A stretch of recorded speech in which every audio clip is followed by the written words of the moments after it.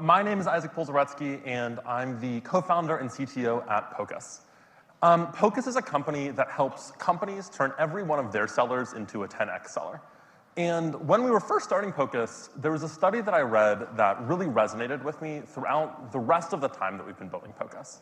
And it was a study, I think, from McKinsey that said that the top quartile of sellers generate more than 2x the revenue of the median seller at the average SaaS company. That really stuck with me, because what it told me is that the different behaviors that different sellers are doing drastically changes the outcomes and the performance they're able to obtain. At Pocus, like I said, our goal is to make every seller at the customers we work with turn into a 10x seller. And the way that we do that is trying to drive consistency in how sellers prioritize their time, how they research and talk about their accounts, and then how they actually action and work into accounts. Today, I'm going to be talking about 3 different ways that you can turn every seller on your team into a 10x seller. And of course, I'm trying to sell you Pocus, and we help with a lot of this. But the changes that I'm talking about and the methods that we're thinking about here aren't platform specific. They're really behavioral changes that we recommend every top sales team think about. Awesome, so let's dive in. Over the next 20 minutes, I'm going to share the details of 3 different changes that you can make to your sales team in order to 10x your sellers and make it so that every seller is performing like your top rep. We really think about the pre-sales process in 3 different main segments. First, prioritization, thinking through what accounts and what leads should a seller spend their time on, what's the best place for them to actually spend their attention. Next, planning, and Mark was talking about this in his last talk, research is mandatory, and the best sellers are coming in with consultative, strong value perspectives of how their product is going to help the company. And our view is doing that well needs to happen before your first email ever goes out to a prospect. And then finally, there's prospecting. It's really, really important that when you're talking with prospects, you're talking with folks that are warm and folks that are the right contacts that you can actually tell the right story to. And one of the things that we find is the top sellers are not spraying and praying across their entire TAM. They're focused on the right accounts, deeply planning with them, and then finally talking to the right contacts within those accounts. And today I'll be talking about what changes you as a leader can make in order to drive those changes across your organization. Our customers have seen really incredible success once they've implemented a lot of the methods that we're talking about here. At Pocus, we're really lucky to work with some amazing customers like Monday.com and Asana and Canva and Miro and Webflow to implement these changes, to really use data to make every single seller a consultative seller who's really spending time at the right accounts. And the way that I know the techniques that we're about to talk about work is because we've seen the success with the customers that we work with. Webflow, for example, grew their pipeline by over 90% after onboarding Pocus because of a lot of the data-driven outreach we helped them do. Hex generated over $10 million in new pipeline, and Linear increased their average deal size by 30% once they onboarded Pocus. These are just some examples of ways that after really driving data and consistency across a sales team, sales leaders see incredible success across their team. Awesome. So let's start by talking about how we recommend sellers use data to prioritize their accounts. What we find is that sales teams are often siloed from the data they need. And there's often very little strategy from the top down as to what data sellers should be looking at or what techniques sellers should be looking at to decide who they're going to talk to, what accounts they're going to spend time with out of their book of business, and what leads they're going to really hone in on. Our perspective is that it's the responsibility of leaders to help their sellers use data to create focus for their team and make sure that the team is spending their time on the right accounts, the right leads, and reaching out at the right time. The way that we recommend you do this is by looking at all the different intent signals that might exist for your company, grouping them into high intent, low intent signals, and then actually building systems to help your reps prioritize where they should be spending their time. Then sharing these data points and the context around them to make sure that every seller is actually following this process and using signals to prioritize correctly. What we found is that reps really need help focusing their time on the signals that matter. If your company is like 85% of the companies that we talk to, sellers might have 5, 10 different tabs open, trying to understand what accounts and what leads they should spend time with. They have MQLs in one tab and PQLs in a different tab and intent signals coming from a different tab. Maybe they're getting email notifications about who's viewing their page on G2 and then popping into Sales Navigator to find some additional search engine intent.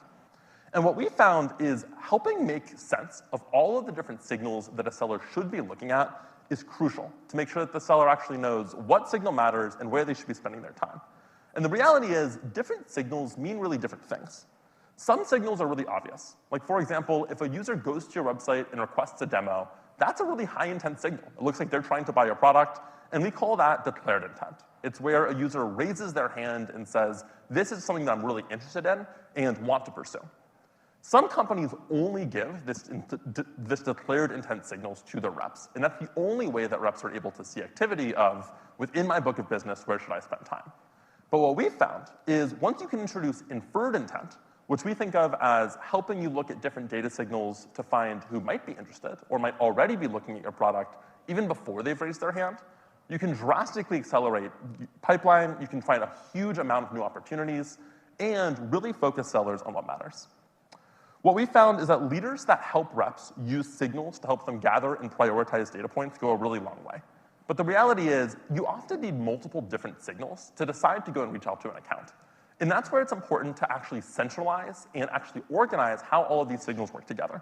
Because it's very rare that a single one of these signals, maybe someone visiting your website or someone commenting on your LinkedIn or even signing up for your product, is enough of a reason for a sales rep to divert their attention to that lead. It takes a combination of signals, and that's where it comes in to be really important to centralize and organize how these signals work together. As you gather these signals and these data points, it's really important that we found to present it to your team in a way that makes sense to them and keeps them in the loop as to how they should be spending time and how they should think about the signals they have at their disposal. A lot of companies, when they hear about combining multiple signals, think about a dashboard like this, right? They have some lead scoring model that their data team has bought, or they bought some lead scoring tool. And we think lead scoring is really important. But this type of dashboard, where we say, hey, Ruth is a 66, and Bill is a 79, and Patricia's a 68, we have found time and time again that it causes sellers to very quickly lose trust in whatever data is powering this magical score. Because after 4 or 5 times of reaching out to someone who's an 85 or a 99 on their lead score, and they don't get a reply, or they get on the phone with them and they find out they're actually not at all in market for the solution, it's very, very easy for a rep to lose trust in what this means. So one of the things we really work hard to do with Pocus is making sure that when we are giving different signals or teaching a rep what they should be spending their time on, we're actually presenting them with facts, right? We say, you should be spending time with this person because they recently visited the website, or they attended a webinar, and they're part of a target account, and they've visited the demo page, and one of their job postings mentioned new engineering roles in the last 30 days, right? So combining all of those different signals and presenting it to a rep in a way that they can actually understand how did we get to this recommendation is crucial. Because if you don't do that, they're really just going to ignore the signal that you worked so hard to get for them. In our work with Webflow, we saw firsthand just how important data can be to this prioritization process. So Phil Canton, a sales leader at Webflow, shared with us that they closed a 6-figure expansion deal with an account that, using their old scoring model before onboarding Pocus, was ranked really, really low because it was an account with only 4 users that were on the product. Typically, when Webflow thinks about big enterprise expansions, they're thinking about accounts with hundreds or thousands of people using the product. But the secret signal that they found using Pocus was the number of websites created was actually really highly correlated with enterprise expansions. And once they changed that in their sales motion and started to focus on accounts that had a lot of websites created, even if there's only 4 seats on the account, they uncovered accounts like this, that even though they only had 4 employees, were actually an agency that was creating hundreds of websites for a lot of really big brands and needed the enterprise functionality that Webflow was trying to offer them. Awesome. Next 10x hack that we recommend is really building perspective through deep research and consultative planning of why a particular customer should buy the product that you are selling. What we found is that in the last couple of years, sales has really changed. Transactional sales motions, where you have SDRs spray and pray to a large TAM without thinking very much, and you have AEs pick up the phone and sort of walk someone through the deal process, it has really stopped working. Budgets have tightened, the expectations of leaders has really changed, and now what we've found is in order to close a big deal, you actually need to build initiative within the company that you're selling to. And the way that you can do that is by really coming with a perspective of how your product, how your solution is able to develop a high ROI and really provide value to the company that you're working with. And to do that, it requires a lot more than just finding the name of the person you're going to email. You really need to put research and time into developing what will that perspective be, and how are we going to convince this company that this is the right time to buy our tool. One hack that we found is AI is actually really good at this. Because what we found is reps have a lot of process fatigue. If you go to a rep and you train them on command of the message, or you train them on different value-based selling frameworks, what you'll often find is leaders love it. They're so excited to get those frameworks out, but sellers often forget about it the next day. And that's because reps have so many tasks that they're asked to do. This is a great visualization from a Salesforce study that came out earlier this year. And what they found is that reps spend 70% of their time on non-selling activities. Stuff like updating Salesforce or researching accounts or prioritizing who they're going to spend time with. And they're only spending 30% of their time on the things that actually drive value for a deal, right? Meeting with customers, connecting with customers, doing the actual prospecting or emailing of customers.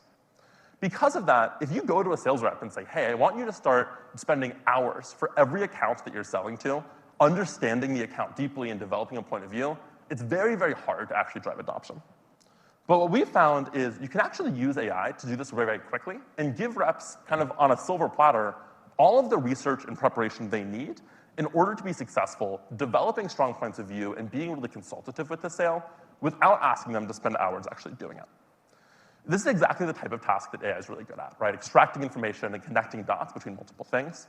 And it's something that we found can be really successful with off-the-shelf AI models like ChatGPT or Claude, if your reps know what they're doing. But here at Pocus, we've actually been building a solution that kind of goes a step further and builds a much higher quality model by custom training it on what your company does. So we take in all of your sales enablement materials, understanding the value props of what your company sells, and we combine that with research about the target account that you're selling to. So we look at 10Ks, earning calls, news, podcasts, blog posts, really trying to build a model that specifically is built to understand how your company should sell into a target account. And you can see up on the screen an example of how that looks. This is an example of how Pocus might sell into Webflow. And it shows you what's happening at Webflow, different events that have happened recently, and how Pocus actually fits into those events. We actually have a free demo/trial of this tool that's really, really powerful. I encourage you to share it with your sales team, and I'll have a link to it at the end of the deck for you to actually give this a try with your company and your target accounts to see how you can use AI to automatically prepare research and develop strong points of view. And what's really exciting is we're actually watching this work with our team. Once our team got better at doing research and deep account planning, we saw incredible success with our AEs.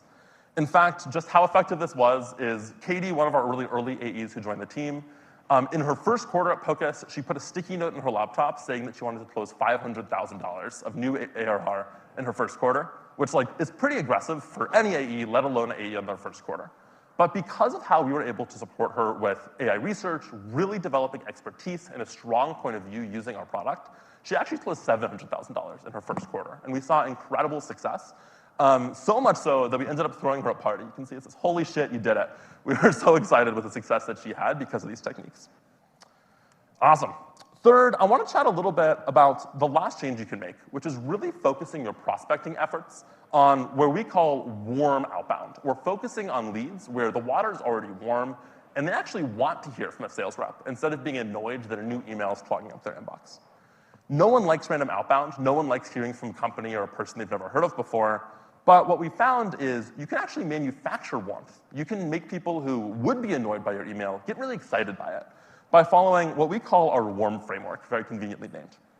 So the warm framework, the goal of it is really to help you manufacture warmth, manufacture people who are excited about working with you out of thin air in order to make it so that every sales conversation and every prospecting call is really done with intent and strategy. So we think of first, the important thing is really having a well-defined TAM. If your sellers are focused on a huge TAM of any company in the world, and even within that, any persona in the world, it's really hard for them to focus on the people who they actually should be spending time on and trying to develop. So one thing that we really recommend is, as a leader, having really, really strong recommendations of where your sellers should be spending time, both in terms of company and persona. Next is authority. A lot of our job as executives or people on marketing is really to make it so that when a seller is coming into a conversation, they are able to come into it with authority, right? Authority means establishing your brand with expertise, trust, and people actually leaning on you before a seller ever reaches out to them. And that's really what we think of the objective of the marketing team at Pocus to be. At Pocus, we think of the job of our marketing team of how can we deliver value to people who've never even talked to us or never even used our product? What are the things that we can do to make sure that they are really already finding value out of us as a company before they've ever actually interacted with any of the things that we're selling? And because we've done such a good job of that through our community and AMAs and blog posts, what we find is, overwhelmingly, people are excited to hear from us. And when we send them an email, we often get replies just because they've been following our content for so long anyway. Next up is relevancy, making sure that not just being personalized in your email, but being relevant in your email. Tying the thing that you are selling and the initiative you're working on to initiatives that are already happening in the company, make people a lot more excited to actually talk to you. And then finally, and I know you've heard this one before, really making it personal. Not just the name of the person or the city they're from, but really looking at things that they've done. Podcasts they've been on, events they've been to recently, what they put on LinkedIn, and tying that back to the relevant message that you're trying to bring to them. What we found is that when people are prospecting only to warm leads, their sellers spend a lot more time selling and a lot less time dealing with systems and sending out emails. In fact, at Linear, they did such a good job driving this warm framework that they found that they could achieve a 50% outbound reply rate, which is much, much higher than the 2% average that most sellers are seeing. And the way they were able to do that is by only focusing their sellers on people that actually want to hear from them, using signals and data to prioritize people. Awesome. So in the last 20 minutes, I showed you 3 ways that you can turn every seller in your company into a 10x seller. First, by using data to prioritize what accounts and what leads they're going to spend time with. Second, by using data to plan what perspective and approach a seller should take within an account and really come with a consultative, strong, value-based perspective. And third, prospecting using data to only talk with people who actually are excited to talk to you and developing those sort of warm relationships from the start. If you want any more info, of course, we would love for you to take a demo of Pocus. That's linked there at the bottom.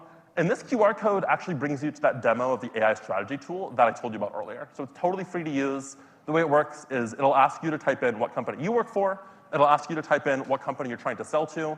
And then we'll automatically scrape information about what your company does and its value props. We'll scrape information about the company that you're trying to sell to and what internal initiatives we think they're working on, and actually give you a value-based perspective of how you might be able to tie into those initiatives. This is something that we're super actively working on. Super welcome you to share this link to your team so that they're able to give it a try. And please give us feedback, because again, it's a new product for us, and it's something that we're really excited to be working on.